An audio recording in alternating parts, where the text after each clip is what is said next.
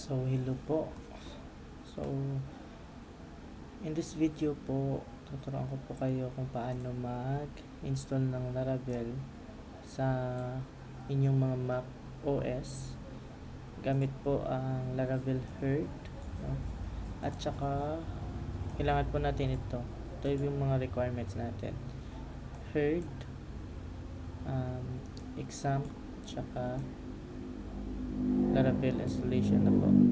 Kasi po kung hindi ako magagamit ng Herd, mag-install po ako ng Composer at saka Node.js at saka exam. So marami pong process. So para mas madali, ito po yung ginamit ko, yung Herd, kasi nandyan po lahat.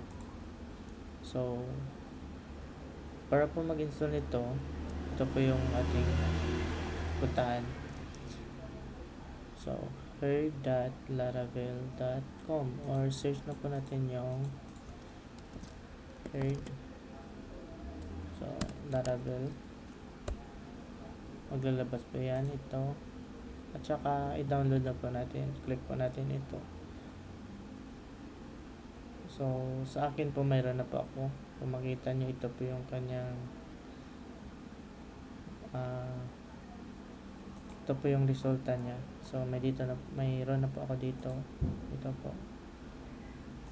So after that po, pag na-install na natin, ito naman yung kailangan, yung exam po. So sa exam po, punta na po tayo ulit, search na po natin yung exam.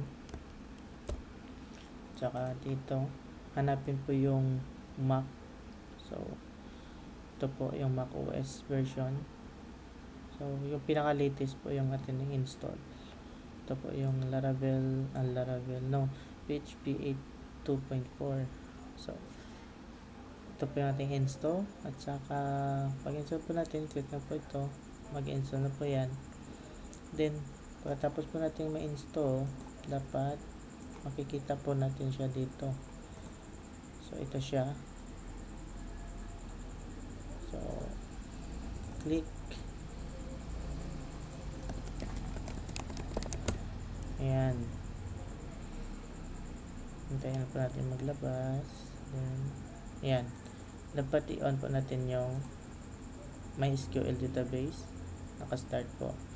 Running po siya. At saka yung Apache Web Server. After that, punta na po tayo sa installation. Laravel installation. Madali lang po to. Dapat meron po tayong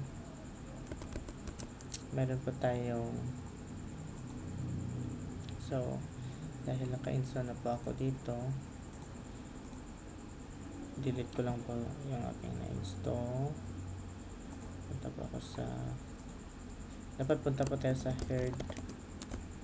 Okay, at punta natin yung folder. Nasaan na ba yun? Ito. So ito yung Laravel Herd na folder. Tsaka install ko pa lang.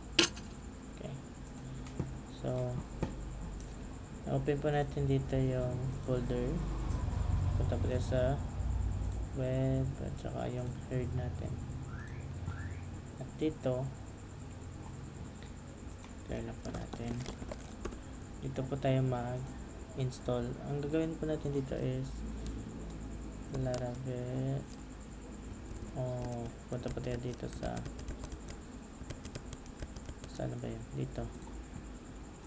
Okay. Tsaka documentation, site, tsaka create. Ito po, Laravel new site. So gagawin Laravel new, din yung pangalan po, tutorial. Okay, tutorials. Pag click natin, ang gagamitin ko po dito yung Livewire. Enter. Hindi lang po tayo magamit ng Laravel Vaults at PHP unit po yung ating gamitin na testing, no? Hintayin na po natin matapos po. Sit back and relax, no? Yes. Once tapos na po siya, punta natin dito. Nandito na yung tutorial. So Open na po natin yung tutorial.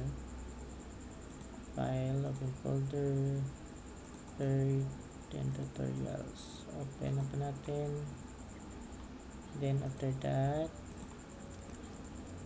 may kailangan lang po tayong i-change dito. Kasi po, gumagamit po siya sa ENV po. Kasi po, kung mapansin nyo, SQLite yung gamit. So, para magamit po natin yung ating MySQL, palitan na po natin MySQL. Yan lang po. At saka, ano po,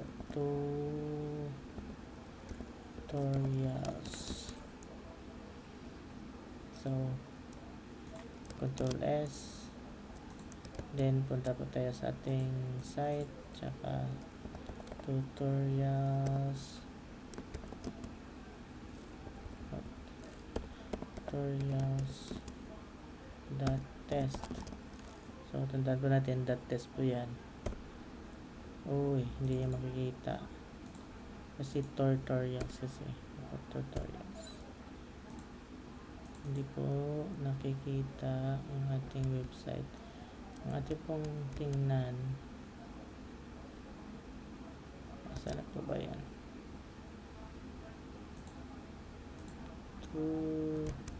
Ano po yung pangalan? Tutorials. So, dapat tutorials din. Tutorials. What? Tutorials. Wala kasing T. Mali na naman yung spelling tutorials. So, yan po. Makita nyo, unknown database. To fix that, open natin yung terminal ng ating VS Studio Code. And then, lagay natin po yung PHP artisan serve. Migrate pala. Yan, yes lang po. Then, refresh. Wala na po siya. So, mayroon na po tayong login at saka register. So, in the next video po, tuturuan ko po kayo paano mag-install ng Livewire at saka paano palitan po ito yung look nito, no? Yung appearance nito, paano po natin palitan ng mas maganda or paano po natin i-customize na para sa ating project po. So, bye-bye and God bless everyone. Sana po may natutunan po tayo sa ating tutorial ngayon. So, ito po yung step. Screenshot na lang po. So, bye-bye.